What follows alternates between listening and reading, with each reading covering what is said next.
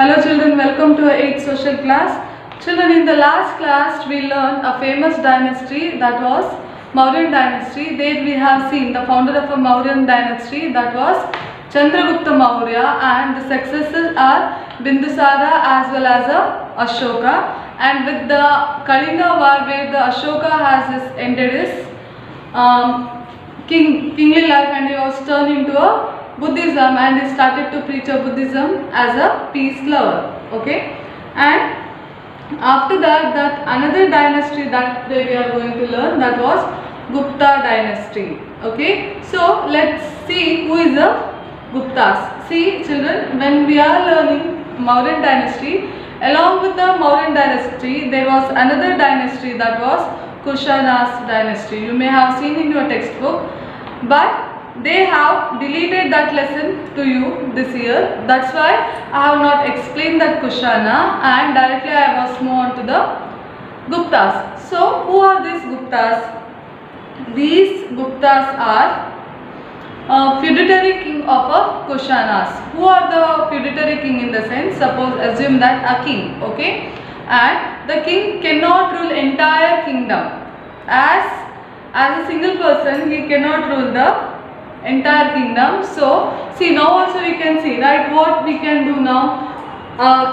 Prime minister, okay, prime minister was head of a state, along a president is the head of a state, below him prime minister was there, and each state was headed by the chief minister, and that chief minister will take up a decision regarding the state, and finally he is answerable to prime minister.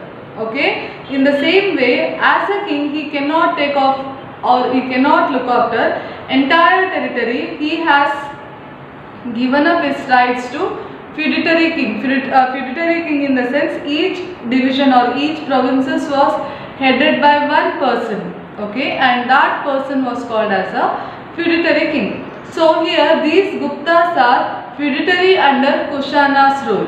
Who are the Kushanas? After the decline of a Mauryan dynasty, Kushanas came into rule, and after the end of a Kushana rule, these Guptas, who were the feudatory of a Kushanas, they take up the rule of a northern India, and they extended the rule. Okay, and Gupta dynasty came into existence, or they established their dynasty in 275 CE, the time when they started their dynasty. And there we can see Sri Gupta was a founder of a Gupta's dynasty. Who was that? That was Sri Gupta.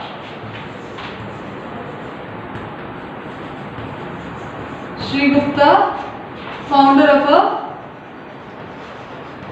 Gupta dynasty, and first the capital of a Gupta dynasty was Prayag.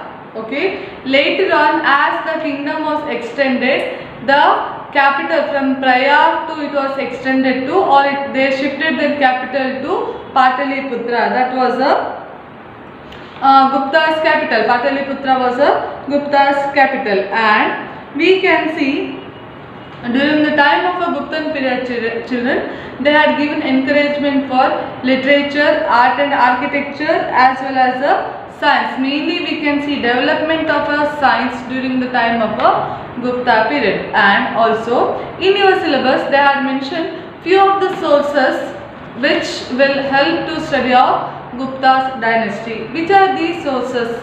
The sources are the pillar inscription of Allahabad, pillar inscription of Mehrauli, Vishakadatta's Mudra Rakshasa and Devi Chandragupta, Rajashekara's poetic work, Kalidasa's literary work, and Kaumidi celebration of Vijika. Then the few of the writing of a Fayan, who was a ambassador during the time of a Guptas. And this is up to Sri Gupta, one who founded the Gupta's dynasty. Later on, what was the political histories of a Gupta dynasty? The political history was that after the Sri Gupta, Chandragupta first. Okay, after that Chandragupta first, Chandragupta first, he was considered as historical king of a Gupta's period. It is because though the Sri Gupta founded Gupta dynasty, more than the Sri Gupta, the Chandragupta first extended the territory of a Gupta empire. So it was considered that Chandragupta first was a historical king of a Gupta dynasty. And you may ask how he extended the kingdom. One is because of the war. More than a war, what he has done in this marriage, to through the marital process, he has extended the kingdom, because the Lichavi princess Kumara Devi got married to Chandragupta first. Lichavi princess Kumara Devi, she got married to Chandragupta first, so that whatever territory was under the control of Lichavi came under the control of a Gupta. So we can say that thereby the Gupta's empire can be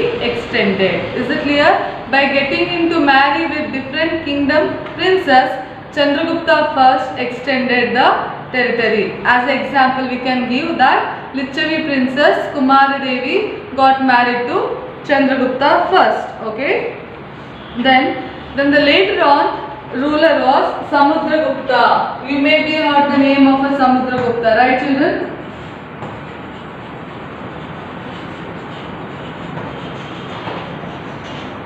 Samudragupta.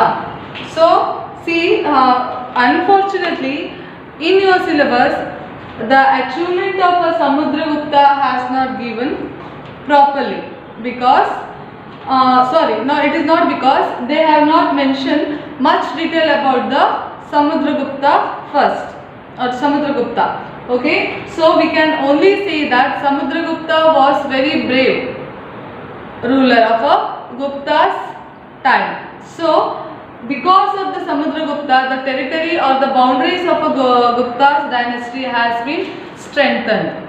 Okay, and as to celebrate Samudragupta's victory or the achievement, Allahabad pillar inscription has commemorated by Harisena. Is it clear? Allahabad inscription, which described the achievement of Samudragupta, and Allahabad inscription inscribed by Harisena. Is it clear children? See it is easy to remember that Allahabad inscription. Okay, it says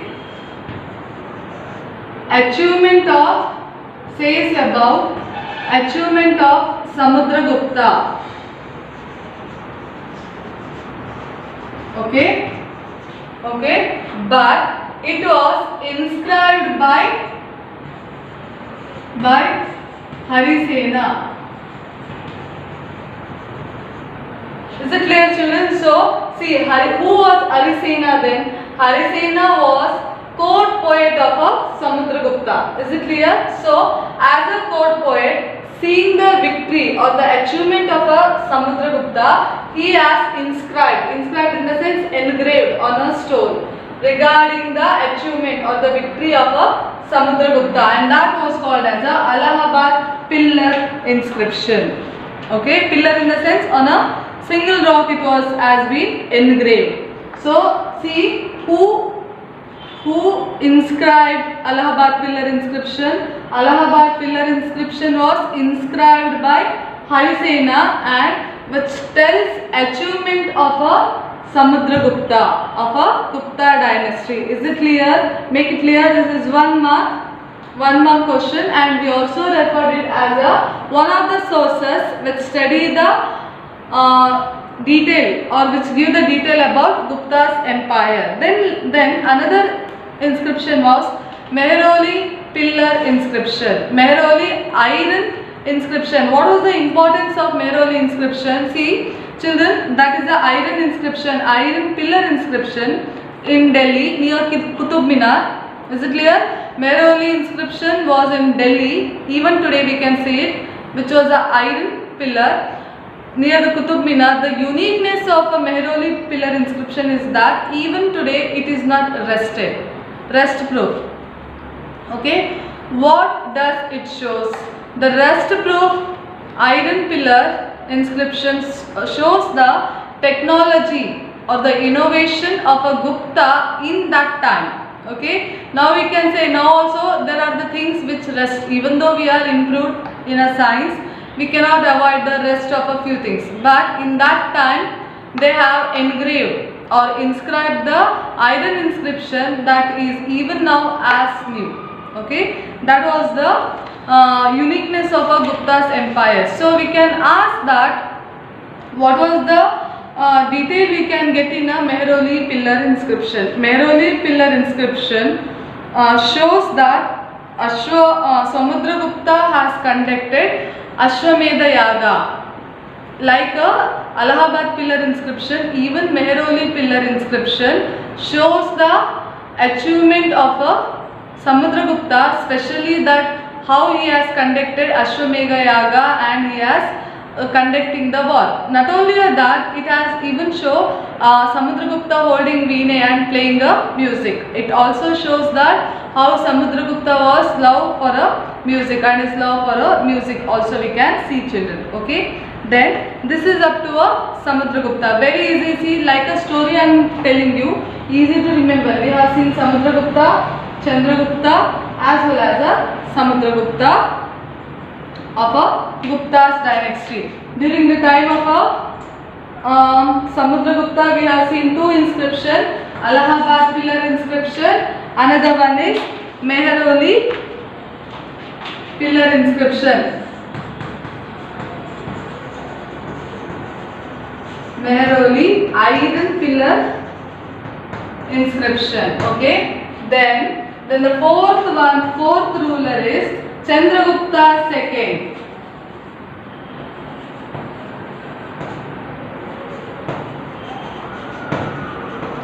See, like a Samudragupta, even Chandragupta II was also considered as a great king, because see, only he that has suppressed the attack of Shakas. Who are the Shakas?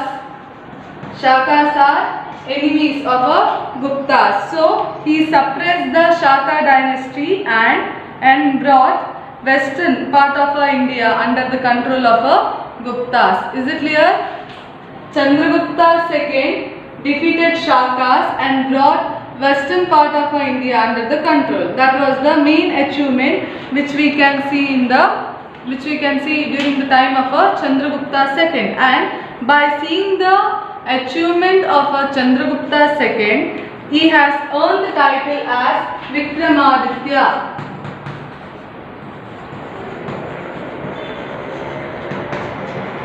Vikramaditya. By seeing the achievement of Chandragupta II, he was titled as a Vikramaditya. Okay, that was the famous one during the time of Guptas. So, who are the famous ruler during the time of Gupta? Sri Gupta, Chandragupta, Samudragupta, Chandragupta II, and in this we have seen the inscription engraved by the Chandragupta, that are Allahabad pillar inscription by Harisena, Mehroli pillar inscription. Okay, then Chandragupta II earned the title as a Vikramaditya, that is up to a ruler. Then there are the few Sanskrit poet in the time of Gupta. They are Kalidasa, Meghaduta, Raghuamsha, Kumarasambhava and Ritusamhara of his poem. Which are the who are the famous Sanskrit poet? That was Kalidasa. Okay, Kalidasa is a famous poet during the time of Chandragupta II, and the work of Kalidasa are Meghaduta, Raghuamsha, Kumarasambhava and Ritusamhara are his poem. Then Abhigna Shakuntala is one of the noteworthy drama of Kalidasa. Later on, Shudraka, Mrichakatika, Vishakadatta, Mudrarakshasa are other literary work of this period. So, who are the poet? We can see one is Kalidasa, Shudraka and Vishakadatta. These are the three famous poets during the time of the Gupta period, and we also seen the few of the literary work of their time. Then how did Gupta dynasty came into decline? Gupta dynasty came into decline by the attack of a Huns. Hungs. These are the tribes. Because of these tribes,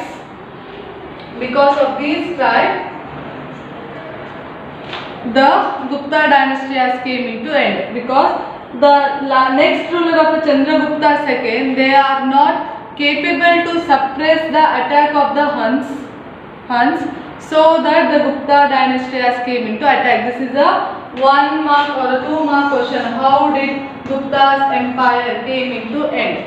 Because of the continuous attack of a Huns, the Gupta dynasty has came into end. This is up to a Gupta. Then how did the administration during the time of a Gupta? Like other, we can see there is a well improved administration. The officials were appointed to look after the administrative affair. Not only that, as an income of a state, they used to collect the land tax from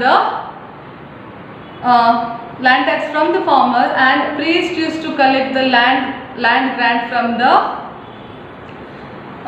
for normal people, whereas we can mainly see there is an improvement of a trade and commerce during the time of a Gupta period. The trade and commerce is mainly focused in the city, so that the city which was there in a Pataliputra, which was started to decline. How it was started to decline? Example you take, if suppose Pataliputra was consisted of a 36 village, okay, all the 36 villages were not encouraged for the trade and commerce.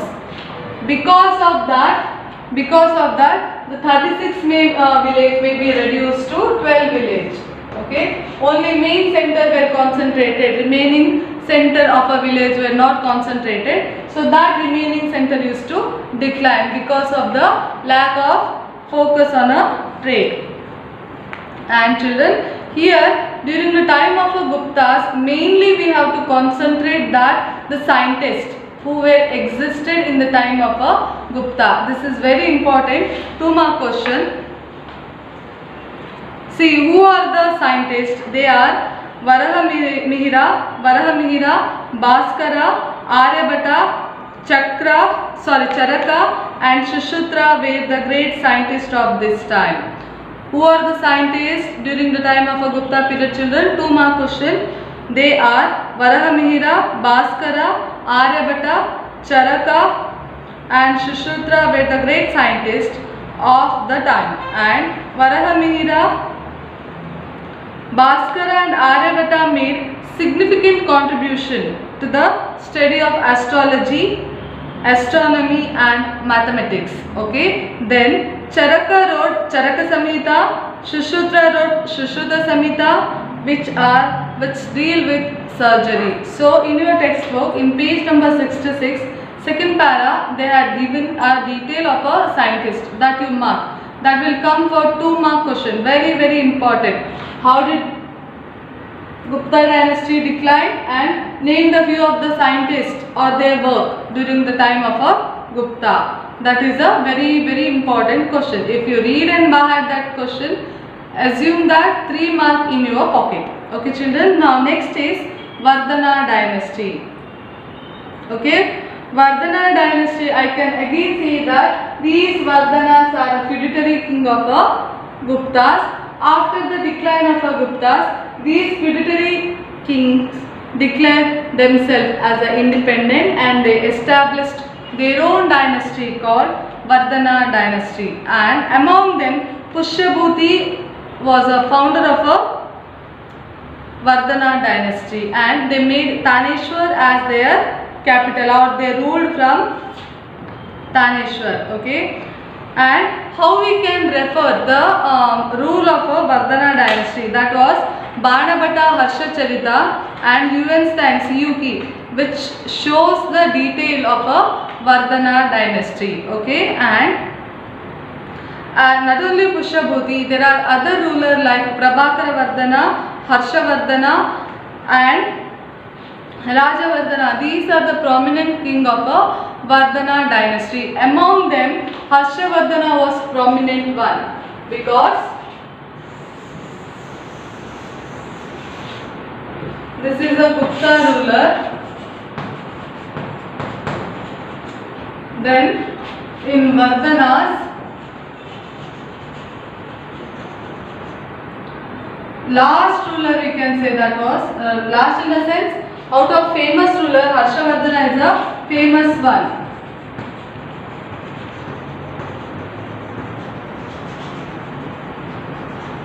Harshavardhana was a famous one. See,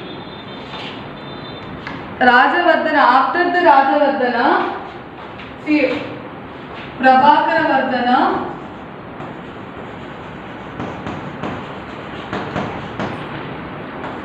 Rajavardhana,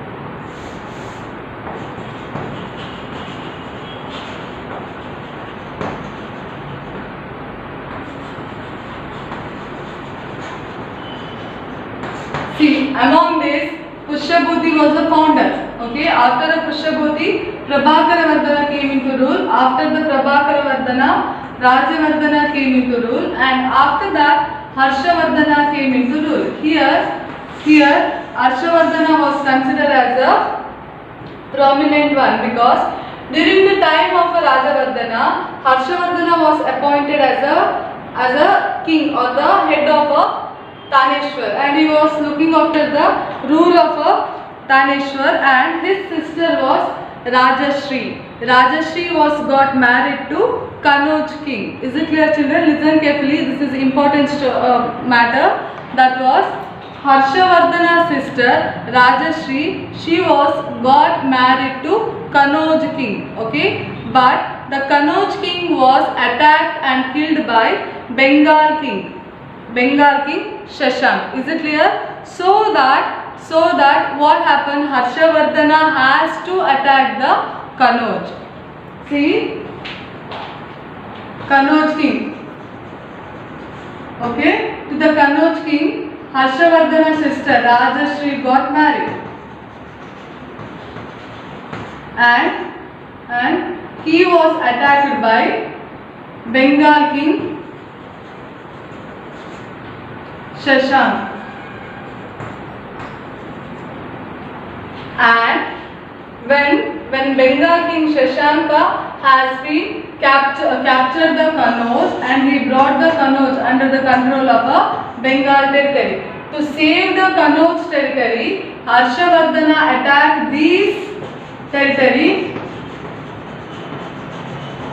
He attacked the Bengal king Shashank, and he defeated and killed the Shashank and brought the Kanauj again under the control of a Harshavardhana. So that he has proved that how he was capable to rule the Vardhana dynasty. By securing the territory of a sister husband, he made himself as a powerful. Not only that, he has extended his kingdom throughout the India, from Magadha, Bengal, up to there he was extended his territory, but he cannot move up to Narmada river, because when Harshavardhana tried to extend his territory behind the Narmada river, he was stopped by the Pulakeshi II. Who was Pulakeshi II? Pulakeshi II was a prominent ruler of a Chalukya dynasty. There, Pulakeshi II defeated Harshavardhana, and he stopped the expansion of a Harshavardhana. That defeat of a Harshavardhana by Pulakeshi II cannot tolerated by the Harshavardhana II, because up to North India, Harshavardhana has extended his territory. There is no limit for the expansion of a power. Because of the Pulakeshi II in South India, he stopped the expansion of Harshavardhana to move towards South India. That was a great defeat and insult to a Harshavardhana. That you have to remember. Okay, this event even it will continue in a Chalukya's part. Which are the part? The clashes between Harshavardhana as well as a Pulakeshi II in the river bank of a Narmada, children. That you have to keep it in mind. Okay, and the king ruled. The administration of a Vardhana are like the king was assisted by the council of ministers. They are called as the Sandhi Vigrahas. Then there are the military general, and there are also tax official. The tax official was called as a Bhupati and Duta. Bhupati and Duta, they are the collecting the tax, and the land tax was collected from the tax officials or from the farmer, and the feudatory chiefs paid the main tax to the king for ruling the feudatory kingdom. And we can also see the existence of a Varna system like other dynasty, but usually children here in the Gupta and the Vardhana dynasty, you will get to ask about the sources which is helpful to narrate the histories of a Gupta dynasty, that you have to remember, and the inscription which was commemorated during the time of a Samudragupta, that was Allahabad pillar inscription and Mehrauli pillar inscription, and the title earned by the Chandragupta II, that was Vikramaditya, okay, or the founder of a Gupta dynasty, or named the scientist during the time of a Gupta period, or the work of a Gupta's or the work of a scientist during the time of a Gupta period, and Kalidasa's view of the work you may get to asked to write. Okay, prepare on this topic. Whereas here in the Vardhana dynasty, the founder of a Vardhana dynasty and Harshavardhana's achievement or the victories of a Harshavardhana you will get to ask. Okay, only such question will come on this topic. So read the lesson like a story, very easy and interesting to understand, and whatever things which you find easy to remember and important that you underline and keep using a pencil, it is easy to score mark in this lesson, children. Okay, this is up to Guptas and Vardhana, children. I will meet you in the next class with another new topic, children. Till then, study well and take care.